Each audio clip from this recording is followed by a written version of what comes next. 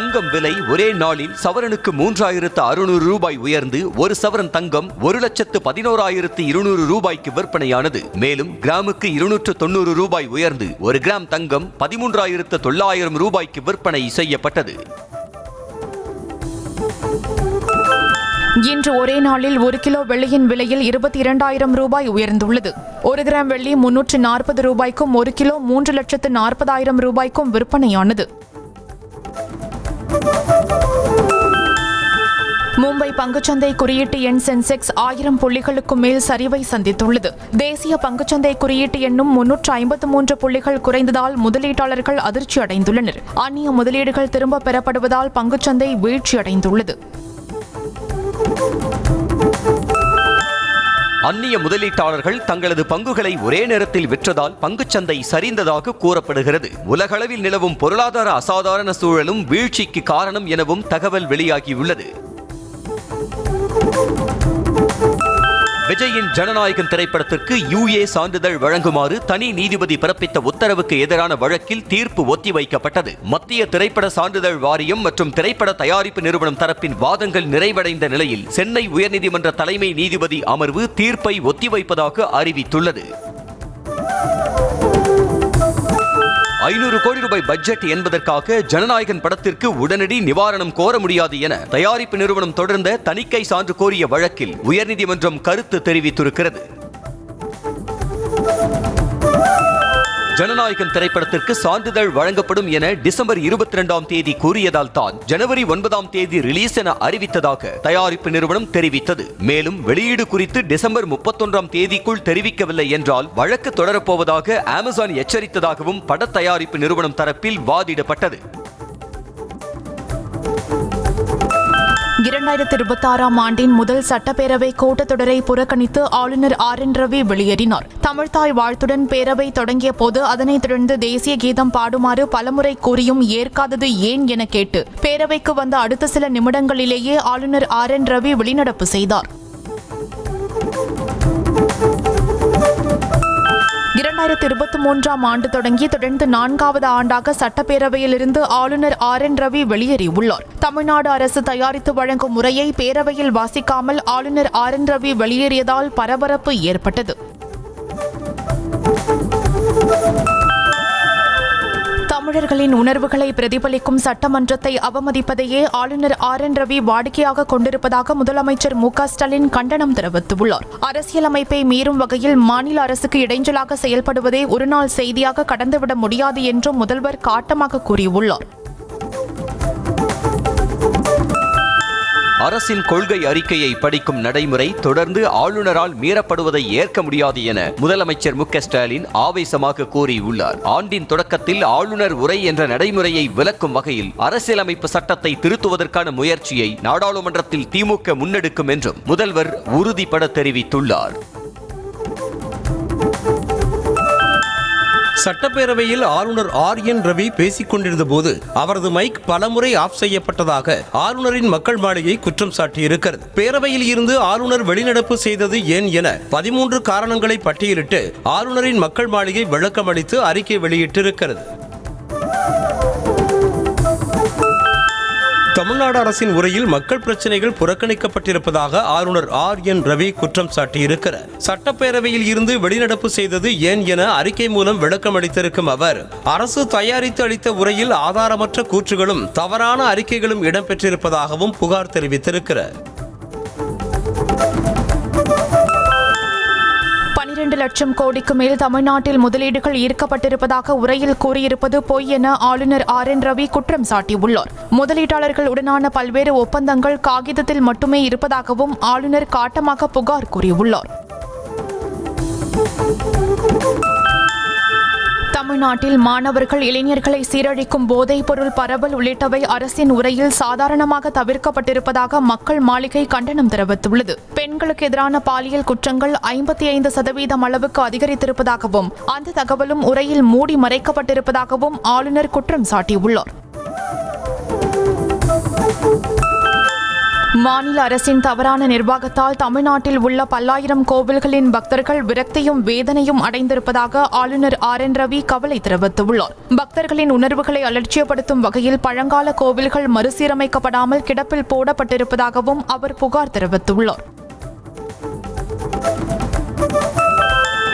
தமிழ்நாட்டை சேர்ந்த தொழில் முனைவோர் தங்கள் நிறுவனங்களை மற்ற மாநிலங்களில் கண்டுபிடிக்க வேண்டிய கட்டாயத்திற்கு தள்ளப்பட்டுள்ளதாக ஆளுநர் RN ரவி பகீர் குற்றச்சாட்டை சுமத்தியுள்ளார். சிறு குறு தொழில் முனைவோர் சந்திக்கும் பிரச்சினைகள் அரசின் உரையில் முற்றிலுமாக புறக்கணிக்கப்பட்டிருப்பதாகவும் அவர் புகார் கூறியுள்ளார்.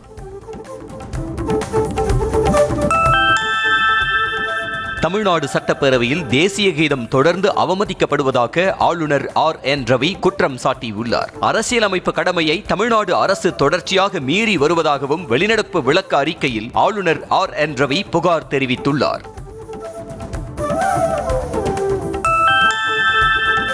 ஆளுநர் RN ரவியை தொடர்ந்து EPS தலைமையில் அதிமுக MLA-க்களும் தமிழ்நாடு சட்டப்பேரவையிலிருந்து வெளிநடப்பு செய்தனர். சட்டம் ஒழுங்கு நிலவரம் குறித்து விவாதிக்க சபாநாயகர் அனுமதிக்க மறுத்ததாக கூறி வெளிநடப்பு செய்ததால் பரபரப்பு ஏற்பட்டது. இருமொழி பாடத்திட்டம் என்பதுதான் தமிழ்நாடு அரசின் கொள்கை என சட்டப்பேரவையில் வாசிக்கப்பட்ட ஆளுநர் உரையில் உறுதியளிக்கப்பட்டுள்ளது. உயிரோடும் உணர்வோடும் கலந்துள்ள செந்தமிழை காப்பதில் சமரசம் என்ற பேச்சுக்கே இடமில்லை எனவும் திட்டவட்டமாக தெரிவிக்கப்பட்டுள்ளது. மெட்ரோ ரயில் திட்டங்களில் தமிழ்நாட்டை மத்திய அரசு மாற்றான் தாய் மனப்பான்மையுடன் நடத்துவதாக ஆளுநர் உரையில் குற்றம் சாட்டப்பட்டுள்ளது. மதுரை கோவை மெட்ரோ ரயில் திட்ட அறிக்கைக்கு ஒப்புதல் அளிக்காமல் மத்திய அரசு திருப்பி அனுப்பியது வருத்தம் அளிப்பதாகவும் சட்டப்பேரவையில் பதிவு செய்யப்பட்டுள்ளது. மத்திய அரசின் ராம்ஜி சட்டத்தால் மாநில அரசுக்கு கூடுதலாக 5000 கோடி ரூபாய் செலவு ஏற்படும் என சட்டப்பேரவை ஆளுநர் உரையில் குறிப்பிடப்பட்டுள்ளது. மாநில அரசுக்கு நெருக்கடி தரும் விதமாக மத்திய அரசு செயல்படுவதாகவும் குற்றம் சாட்டப்பட்டுள்ளது. ஆளுநர் என்பவர் தனது மரபை மீறி அரசியல்வாதி போல் செயல்படக்கூடாது என சபாநாயகர் அப்பாவு சாடியுள்ளார். சட்டப்பேரவை நிகழ்வுகள் குறித்து விளக்கமளித்த அவர் அரசு தயாரித்துக் கொடுத்த உரையை வாசிப்பது மட்டுமே ஆளுநரின் கடமை எனவும் செய்தியாளர்களின் கேள்விக்கு பதிலளித்துள்ளார். மத்திய அரசின் உரையை நாடாளுமன்றத்தில் ஜனாதிபதி வாசிக்காமல் சென்றுவிட முடியுமா என சபாநாயகர் அப்பாவு கேள்வி எழுப்பியுள்ளார். அரசியலமைப்பு மரபை மீறி ஆளுநர் அரசியல் பேசுவதை அனுமதிக்க முடியாது எனவும் திட்டவட்டமாக தெரிவித்துள்ளார். ஆண்டின் முதலாவது சட்டமன்ற கூட்டத்தொடர் தொடங்கியிருக்கும் சூழலில் கூட்டத்தை வரும் 24ஆம் தேதி வரை நடத்த முடிவு செய்யப்பட்டிருப்பதாக சபாநாயகர் அப்பாவு அறிவித்துள்ளார். முதலமைச்சரின் பதிலுரையுடன் நடப்பு கூட்டத்தொடர் நிறைவடையும் எனவும் அவர் தெரிவித்துள்ளார். திமுக அரசு மீதான தவறுகளை ஆளுநர் சுட்டிக்காட்டியிருப்பதாக எதிர்க்கட்சித் தலைவர் எடப்பாடி பழனிசாமி தெரிவித்துள்ளார். சட்டப்பேரவை வளாகத்தில் செய்தியாளர்களிடம் பேசிய அவர் அதிமுக ஆட்சி காலத்தில் சட்டத்தின் ஆட்சி நடைபெற்றதாகவும் திமுக ஆட்சியில் சட்டம் ஒழுங்கு சீர்குலைந்து விட்டதாகவும் குற்றம் சாட்டினார்.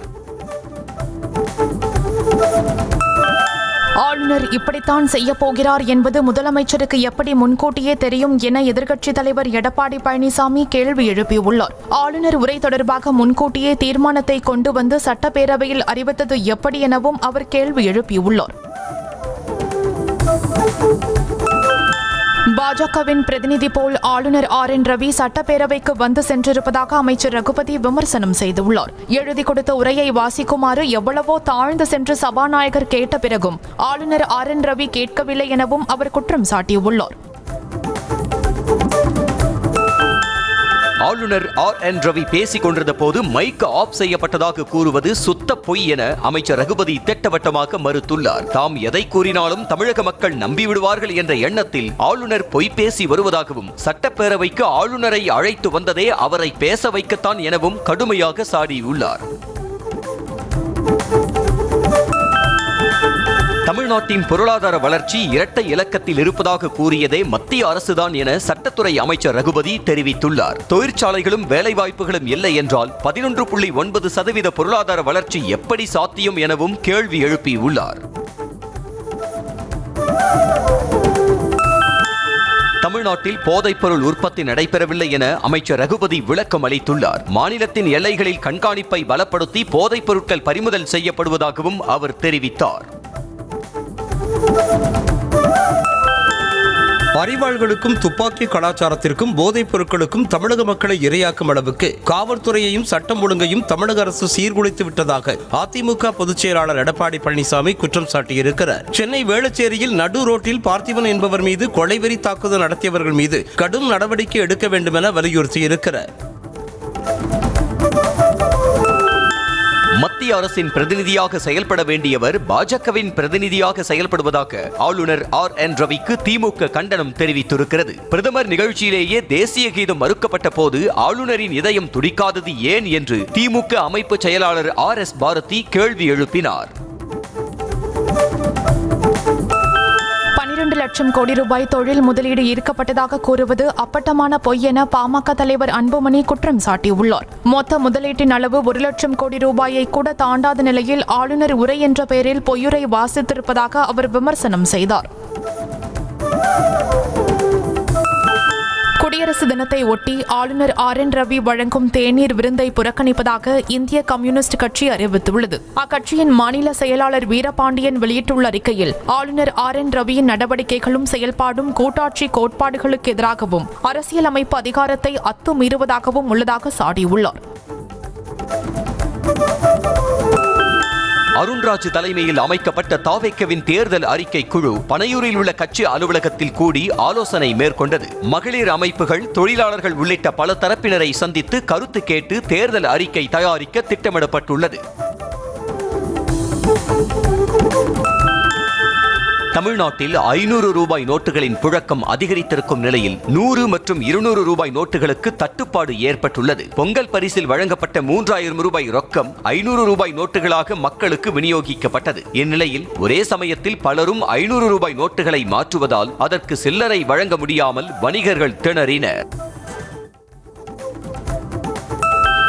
கள்ளக்குறிச்சி மாவட்டம் மணலூர்பேட்டை தீர்த்தவாரி திருவிழாவில் சிலிண்டர் வெடித்த விபத்தில் உயிரிழந்தவரின் குடும்பத்தினருக்கு ஆறுதல் தெரிவித்த முதலமைச்சர் MK ஸ்டாலின் 3 லட்சம் ரூபாய் நிவாரணம் அறிவித்துள்ளார். அவ்விபத்தில் பலத்த காயமடைந்தவர்களுக்கு 1 லட்சம் ரூபாயும், லேசான காயமடைந்தவர்களுக்கு 50,000 ரூபாயும் நிவாரணமாக வழங்கப்படும் எனவும் அவர் அறிவித்துள்ளார். கூட்டணி நிலைப்பாடு குறித்து தேசிய தலைமை விரைவில் அறிவிக்கும் என்று காங்கிரஸ் கட்சியின் தமிழ்நாடு மேலிட பொறுப்பாளர் கிரீஷ் சோடங்கர் தெரிவித்துள்ளார். தமிழ்நாடு நிர்வாகிகள் 42 பேருடன் டெல்லியில் தனித்தனியாக ஆலோசனை செய்யப்பட்டதாகவும் அந்த ஆலோசனையின் அடிப்படையில் அகில இந்திய தலைமை விரைவில் கூட்டணி குறித்து அறிவிக்கும் எனவும் கிரீஷ் சோடங்கர் கூறினார்.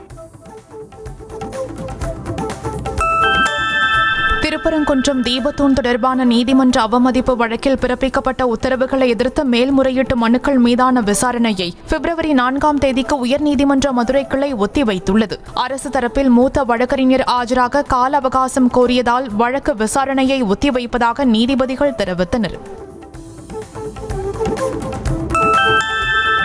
சென்னை எண்ணூரில் உள்ள CIL நிறுவனத்தின் அமோனியா உர நிறுவனத்திற்கு சீல் வைக்க கோரிய மனுவுக்கு பதிலளிக்க மத்திய மாநில அரசுகளுக்கு சென்னை உயர்நீதிமன்றம் உத்தரவிட்டுள்ளது. இந்த நிறுவனத்தில் கடந்த 2023 ஏற்பட்ட அமோனியா வாயு கசிவினால் பாதிக்கப்பட்டவர்களுக்கு முழு இழப்பீடு வழங்க கோரி சென்னை உயர்நீதிமன்றத்தில் பொதுநல வழக்கு தொடரப்பட்டுள்ளது.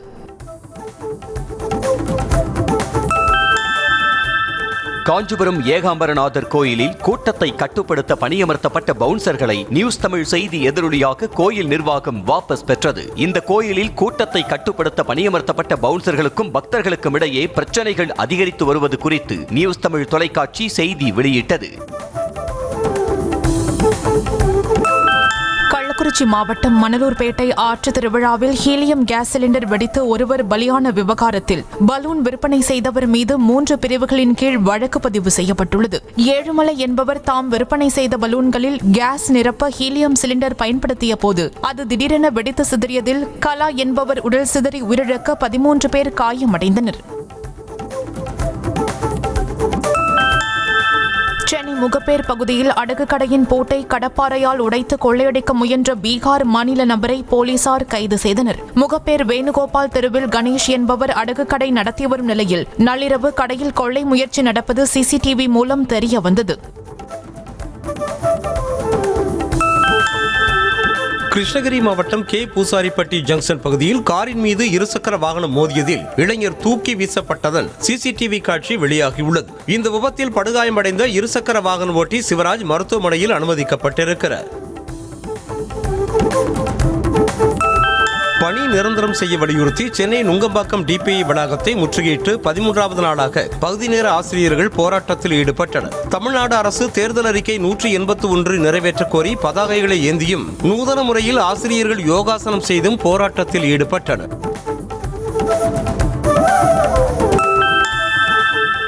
தமிழ்நாடு முழுவதும் சத்துணவு பணியாளர்கள் வேலை நிறுத்த போராட்டத்தை தொடர்ந்துள்ள நிலையில் கடலூர் மாவட்டம் வேப்பூரில் அரசு பள்ளிகளில் ஊழியர்கள் போராட்டத்தில் கலந்து கொள்ளாமல் சமையல் பணியை தொடர்ந்தனர். வேலை நிறுத்தத்தில் ஈடுபட்டால் மாணவர்கள் பட்டினி கிடக்கும் அவல நிலை ஏற்படும் எனவும் அவர்களது நலன் கருதி பணியை தொடர்ந்ததாகவும் ஊழியர்கள் விளக்கமளித்தனர்.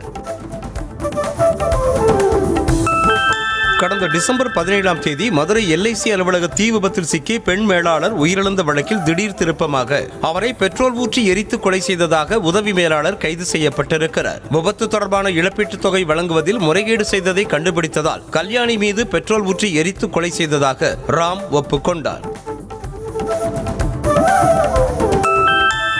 அமைச்சர் நேரு பல ஆயிரம் கோடி ரூபாய் லஞ்சம் வாங்கியதாக உறுதியான ஆதாரங்கள் இருந்தும் அவர் மீது வழக்கு பதிவு செய்ய உத்தரவிடாமல் இருப்பது திமுக ஆட்சியின் நிர்வாக சீரழிவை வெளிப்படையாக காட்டுவதாக தமிழக பாஜக முன்னாள் தலைவர் அண்ணாமலை தெரிவித்திருக்கிறார். அரசு பணி வழங்க 888 கோடி, ஒப்பந்தங்கள் வழங்க 1020 கோடி என லஞ்சம் பெற்ற வரிசையில் பணியிட மாற்றம் வழங்க லஞ்சம் வாங்கிய விவகாரமும் வெளிச்சத்திற்கு வந்திருப்பதாக அவர் கூறியிருக்கிறார்.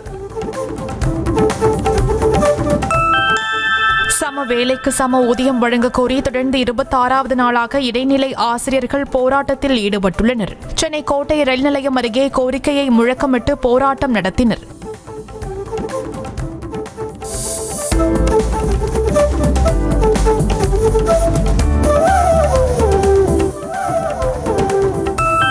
சட்டவிரோத குடியேற்றம் மற்றும் நகர்ப்புற நக்சல்கள் தான் நாட்டின் பாதுகாப்புக்கு மிகப்பெரிய அச்சுறுத்தல் என பிரதமர் மோடி கருத்து தெரிவித்துள்ளார். சக்தி வாய்ந்த பல நாடுகளைப் போலவே புலம்பெயர்ந்தவர்களை நாடு கடத்த வேண்டியது மிக மிக அவசியம் எனவும் அவர் தெரிவித்தார்.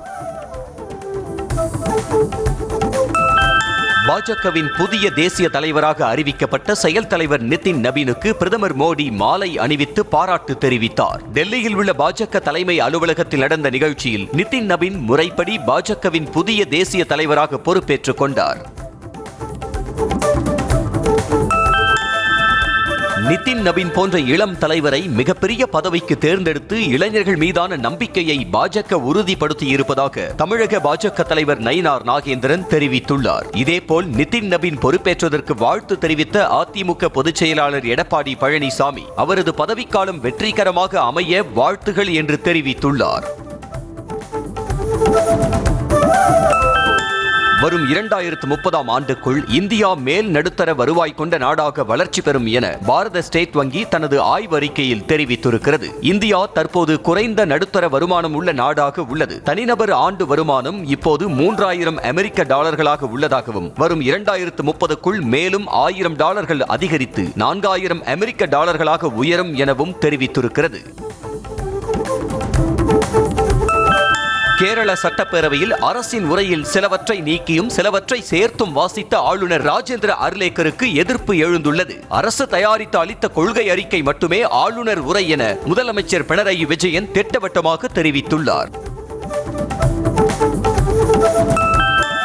கேரளாவில் ஓடும் பேருந்தில் சில்மிஷம் என கூறி இன்ஸ்டா பெண் பிரபலம் வெளியிட்ட பொய் வீடியோவால் ஒருவர் தற்கொலை செய்த நிலையில் சம்பந்தப்பட்ட பெண் மீது வழக்கு பதிவு செய்யப்பட்டுள்ளது. ஷிம்ஜிதா மீது காவல்துறை நடவடிக்கை எடுக்க கோரிக்கை எழுந்த நிலையில் தீபக்கை தற்கொலைக்கு தூண்டியதாக அவர் மீது வழக்கு பதிவு செய்யப்பட்டது. கர்நாடக டிஜிபி ராமச்சந்திர ராவ் இளம்பெண்ணுடன் நெருக்கமாக இருக்கும் வீடியோ வெளியாகி சர்ச்சையான நிலையில் அவர் சஸ்பெண்ட் செய்யப்பட்டிருக்கிறார். அவர் பெலகவி சரக ஐஜியாக இருந்தபோது தனது அலுவலகத்திற்குள் இளம்பெண் ஒருவரோடு நெருக்கமாக இருக்கும் வீடியோ இணையத்தில் பரவி பெரும் சர்ச்சையை ஏற்படுத்தியிருக்கிறது. ஆனால் தன் மீதான குற்றச்சாட்டை ராமச்சந்திர ராவ் மறுத்து வருகிறார் என்பது குறிப்பிடத்தக்கது. ஜம்மு காஷ்மீரின் கிஸ்துவாரில் பயங்கரவாதிகள் உடனான துப்பாக்கி சண்டை 3வது நாளாக நீடித்து வரும் நிலையில் எல்லையில் பாதுகாப்பு படையினர் தீவிர கண்காணிப்பில் ஈடுபட்டு வருகின்றனர். பாகிஸ்தானை தளமாக கொண்ட ஜெய்ஷ்-இ-முகமது பயங்கரவாதிகள் கிஸ்துவார் பகுதியில் பதுங்கியிருப்பதாக வந்த தகவலின் பேரில் ஒயிட் நைட் காப்ஸ் பிரிவினர் உள்ளூர் காவல்துறையோடு இணைந்து ஓர் கூட்டு பயங்கரவாத எதிர்ப்பு நடவடிக்கையை மேற்கொண்டுள்ளனர். கேரள மாநிலம் வாளையாறில் ஹவாலா பணம் 1,18,00,000 ரூபாயை பறிமுதல் செய்து காரில் பணத்தை கடத்தி வந்த தம்பதியை கைது செய்ததாக போலீசார் தெரிவித்தனர். காவல்துறையினர் வாகன தணிக்கையில் ஈடுபட்டிருந்த போது சேலத்திலிருந்து கொச்சி நோக்கி சென்று கொண்டிருந்த காரை நிறுத்தி சோதனை செய்ததில் காரின் பின்புற இருக்கைக்கு அடியில் கட்டுக்கட்டாக பணம் மறைத்து வைக்கப்பட்டிருந்தது தெரியவந்தது. சபரிமலை தங்க திருட்டு தொடர்பாக அமலாக்கத்துறை பதிவு செய்துள்ள சட்டவிரோத பணப்பரிமாற்ற வழக்கில் தமிழ்நாடு, கேரளம் மற்றும் கர்நாடகாவில் 21 இடங்களில் சோதனை நடத்தப்பட்டது. சபரிமலை தங்க திருட்டு தொடர்பாக கேரள போலீஸ் பதிவு செய்துள்ள பல்வேறு முதல் தகவல் அறிக்கைகளின் அடிப்படையில் சட்டவிரோத பணப்பரிமாற்ற வழக்கை கடந்த 9ஆம் தேதி அமலாக்கத்துறை பதிவு செய்தது. ஆழ்கடல் ஆராய்ச்சிக்கு மனிதர்களை அனுப்பும் சமுத்திரயான் திட்டத்தின் முதற்கட்ட சோதனை வரும் மே மாதம் நடைபெறுவதாக தேசிய கடல்சார் தொழில்நுட்ப கழகம் தெரிவித்துள்ளது. 6000 மீட்டர் ஆழம் என்ற இலக்கில் முதற்கட்டமாக 500 மீட்டர் ஆழத்திற்கு நீர்மூழ்கி கலனை அனுப்ப உள்ளதாக தகவல் வெளியாகியுள்ளது. மத்திய பிரதேசத்தின் இந்தூரில் யாசகம் மூலம் பெற்ற பணத்தில் 3 வீடுகள், கார், ஆட்டோக்களை வாங்கிய யாசகர் ஒருவர் கோடீஸ்வரராகி இருப்பது ஆச்சரியத்தில் ஆழ்த்தி உள்ளது. தெருக்களில் திரியும் யாசகர்களை மீட்டு அவர்களுக்கு வாழ்வாதாரம் அளிப்பதற்கான பணியின் போது மீட்கப்பட்ட யாசகரிடம் கோடிக்கணக்கில் சொத்து இருப்பது கண்டறியப்பட்டுள்ளது. நாமக்கல்லில் உள்ள தமிழ்நாடு விளையாட்டு மேம்பாட்டு ஆணைய விடுதியில் சுகாதாரத்துறை மற்றும் உணவு பாதுகாப்புத்துறை அதிகாரிகள் ஆய்வு நடத்தினர். இங்குள்ள மாணவியர் விடுதியில் தங்கி படிக்கும் 5 மாணவிகள் வயிற்றுப்போக்கு, கடும் தலைவலி காரணமாக அரசு மருத்துவமனையில் அனுமதிக்கப்பட்ட நிலையில் இந்த சோதனை மேற்கொள்ளப்பட்டுள்ளது. தேனி மாவட்டம் குமுளி மலைப்பாதை சாலையில் சென்று கொண்டிருந்த டெம்போ டிராவலர் வேன் இயந்திர கோளாறு காரணமாக தீப்பிடித்து எரிந்ததால் தமிழ்நாடு, கேரள மலைப்பாதையில் சுமார் 1 மணி நேரமாக போக்குவரத்து பாதிப்பு ஏற்பட்டது. வேனில் பயணித்த மதுரையைச் சேர்ந்த சுற்றுலா பயணிகள் 12 பேர் வேனில் இருந்து கீழே குதித்து உயிர் தப்பினர். புதுச்சேரி ஜிப்மர் மருத்துவக் கல்லூரியின் 14வது பட்டமளிப்பு விழாவில் மத்திய சுகாதாரத்துறை இணையமைச்சர் அனுப்பிரியா பட்டேல் கலந்து கொண்டு மாணவ மாணவிகளுக்கு பட்டங்களை வழங்கி பாராட்டு தெரிவித்தார். MBBS, MD, MS, PhD ஆகிய படிப்புகளை நிறைவு செய்த 941 பேருக்கு பட்டங்கள் வழங்கப்பட்டன.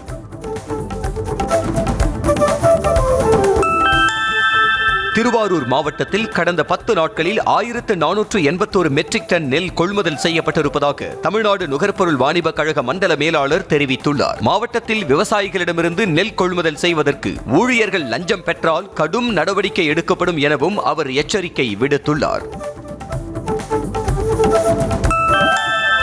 தூத்துக்குடியில் இருந்து இலங்கைக்கு கடத்துவதற்காக கொண்டுவரப்பட்ட 50 லட்சம் ரூபாய் மதிப்புள்ள பீடி இலைகளை பறிமுதல் செய்த போலீசார் 2 பேரை கைது செய்தனர். தாளமுத்து நகர் விவேகானந்தர் காலனி கடற்கரையில் போலீசார் ரோந்து பணியில் ஈடுபட்டிருந்த போது ஃபைபர் படகில் சுமார் 30 கிலோ எடை கொண்ட 34 மூட்டை பீடி இலைகள் இருப்பதை போலீசார் கண்டறிந்தனர்.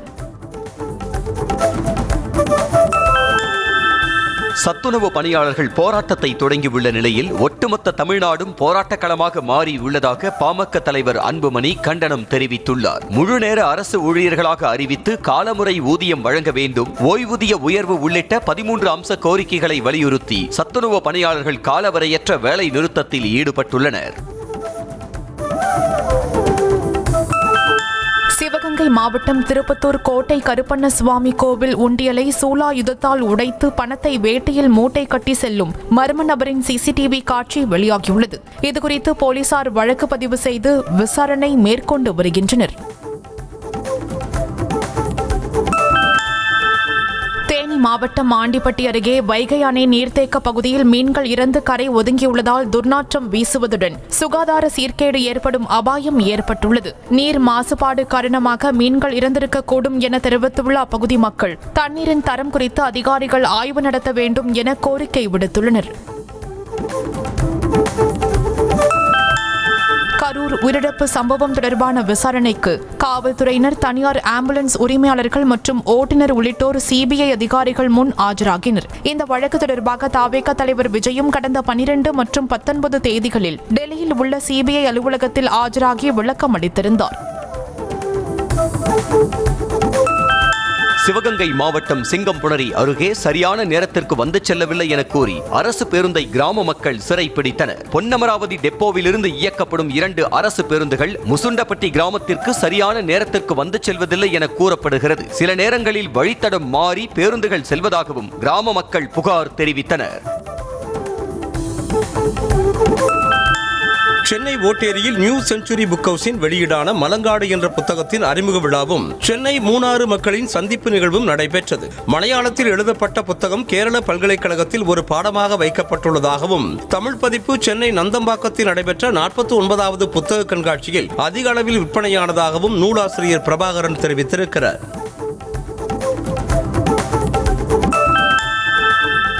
தமிழக வெற்றி கழகத்தின் சார்பில் வெற்றி தொழிலாளர் போக்குவரத்து சங்கம் என்ற பெயரில் புதிய தொழிற்சங்கம் பதிவு செய்யப்பட்டுள்ளது. திமுகவின் தொழிலாளர் முன்னேற்ற சங்கத்திலிருந்து விலகிய சிலர் தாவேகாவில் இணைந்து புதிய சங்கத்தை பதிவு செய்துள்ள நிலையில் இச்சங்கத்திற்கு கோட்டம் வாரியாக நிர்வாகிகளை நியமிக்கும் பணியும் நடைபெற்று வருவதாக கூறப்படுகிறது.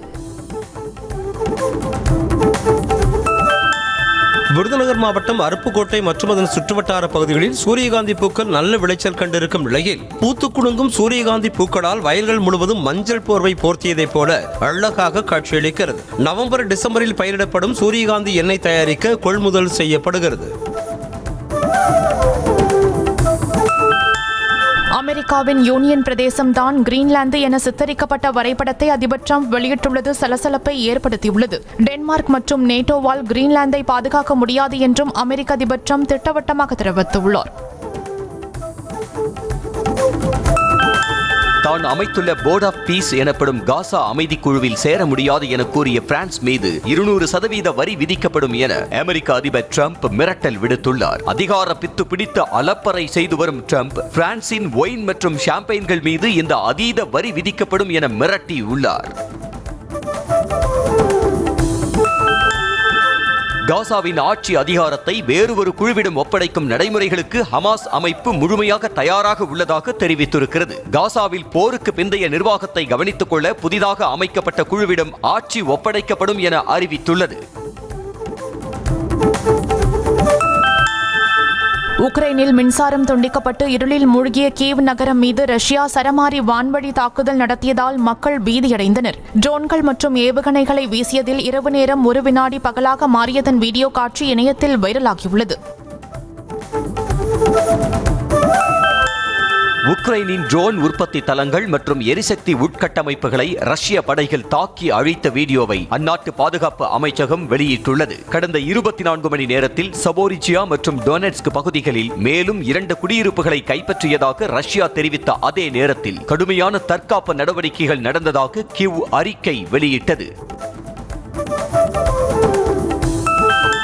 நோபல் பரிசு பெறுபவர்களை தீர்மானிப்பதில் நார்வே அரசாங்கத்திற்கு எந்த அதிகாரமும் இல்லை என தெரிவித்திருக்கும் நார்வே பிரதமர் ஜோனாஸ் காஸ்டர் அது ஒரு சுதந்திரமான குழுவால் வழங்கப்படுவதாக அதிபர் டிரம்புக்கு தெளிவுபடுத்தியிருக்கிறார். 2025ஆம் ஆண்டிற்கான நோபல் பரிசு தனக்கு கிடைக்கும் என டொனால்ட் டிரம்ப் வெளிப்படையாக கூறி வந்த நிலையில் அது வெனிசுலா எதிர்க்கட்சித் தலைவர் மரியா கொரினா மச்சோடாவிற்கு வழங்கப்பட்டது.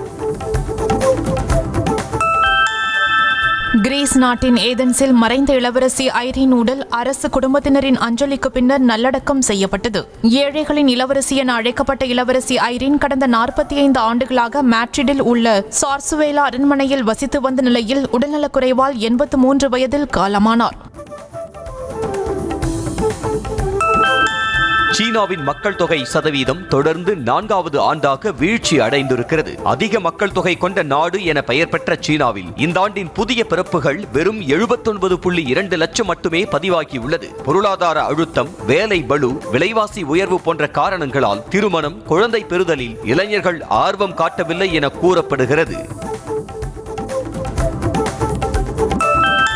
ஜப்பானில் 2025ஆம் ஆண்டு முழுவதும் சுற்றுலா பயணிகளின் வருகை ஒரு சாதனை உச்சத்தை எட்டியுள்ளதாக அந்நாட்டு சுற்றுலாத்துறை அமைச்சர் யசுஷி கனேகோ தெரிவித்துள்ளார். கடந்த டிசம்பர் மாதம் 3.6 மில்லியனும் 2025ஆம் ஆண்டு முழுவதும் 42.7 மில்லியன் சுற்றுலா பயணிகள் வந்ததாகவும் சுற்றுலாத்துறை அமைச்சர் தெரிவித்துள்ளார். ஜப்பானின் வடக்கு பகுதியில் நிலவும் கடும் பனிப்பொழிவால் ரயில் மற்றும் விமான போக்குவரத்து முடங்கியது. விமானங்கள் மற்றும் ரயில்கள் ரத்து செய்து நிறுத்தி வைத்ததால் ஆயிரக்கணக்கான பயணிகள் கடுமையாக பாதிக்கப்பட்டனர்.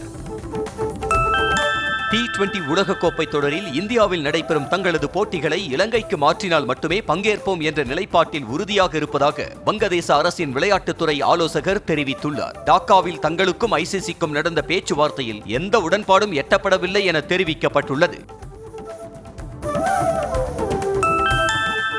நியூசிலாந்துக்கு எதிரான ஒருநாள் தொடரில் இந்திய அணி தோல்வி அடைந்ததை அடுத்து மைதானத்தில் இருந்த ரசிகர்கள் தலைமை பயிற்சியாளர் கௌதம் கம்பீருக்கு எதிராக முழக்கமிட்டனர். ரசிகர்கள் கௌதம் கம்பீர் ஹே ஹே என முழக்கமிட்டதை கேட்டு விராட் கோலி, சுப்மன் கில் உள்ளிட்ட வீரர்கள் திகைத்து நின்றது குறித்த வீடியோ சமூக வலைதளங்களில் வைரலாகி வருகிறது.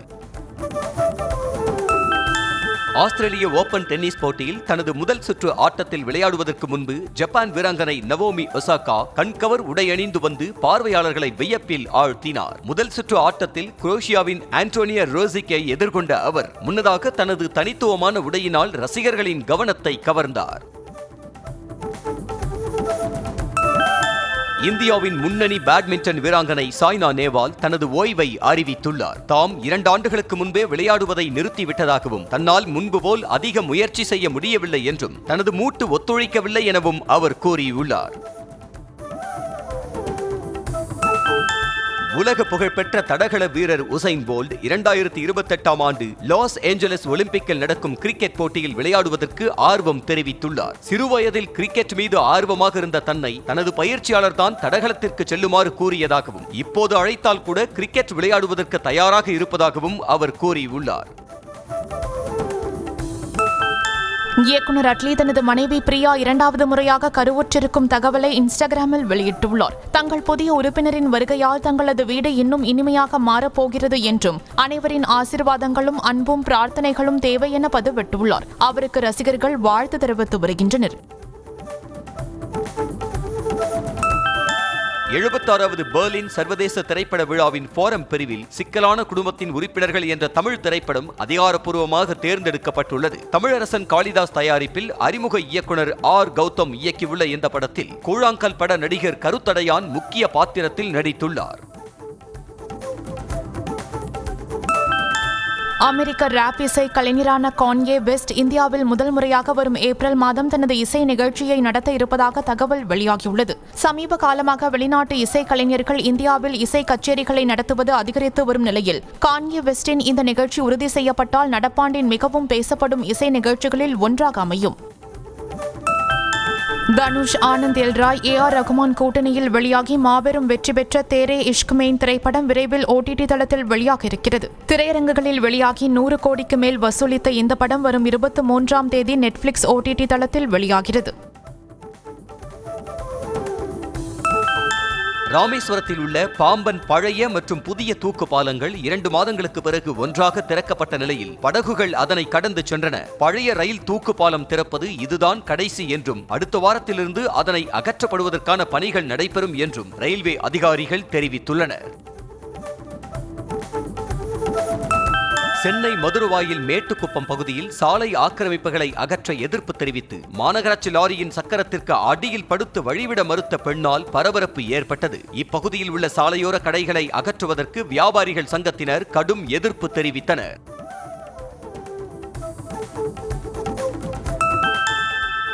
தை மாதம் முதல் செவ்வாய்க்கிழமையை ஒட்டி திருவள்ளூர் மாவட்டம் சிறுவாபுரி முருகன் கோயிலில் பக்தர்கள் கூட்டம் அலை மோதியது. பொது தரிசன வரிசை, 50 ரூபாய் மற்றும் 100 ரூபாய் கட்டண தரிசன வரிசை என அனைத்து வரிசைகளிலும் கூட்டம் அதிகரித்து காணப்பட்டதால் பக்தர்கள் சுமார் 3 மணி நேரத்திற்கு மேலாக வரிசையில் காத்திருந்து சுவாமி தரிசனம் செய்தனர். டொயோட்டா இந்தியா நிறுவனம் தனது முதல் மின்சார காரான அர்பன் கிரைசர் எபெல்லா EVயை அறிமுகப்படுத்தியுள்ளது. இக்காருக்கான முன்பதிவு இன்று முதல் தொடங்கியிருக்கும் நிலையில் அதன் விலை விரைவில் அறிவிக்கப்படும் என டொயோட்டா நிறுவனம் தெரிவித்திருக்கிறது. iPhone 18 தொடர்பாக இணையத்தில் கசிந்துள்ள புதிய தகவல்கள் அதன் மாடலில் பல அதிரடி மாற்றங்கள் இருக்கப் போவதை உறுதி செய்துள்ளன. iPhone 18 Proவின் திரை மற்றும் முன்பக்க வடிவமைப்பில் பெரிய மாற்றம் இருக்கக்கூடும் என்றும் டைனமிக் ஐலாண்ட் வடிவம் மாற்றப்பட்டு ஃபேஸ் ID சென்சார்கள் திரைக்கு அடியில் கொண்டு செல்லப்படலாம் எனவும் கூறப்படுகிறது.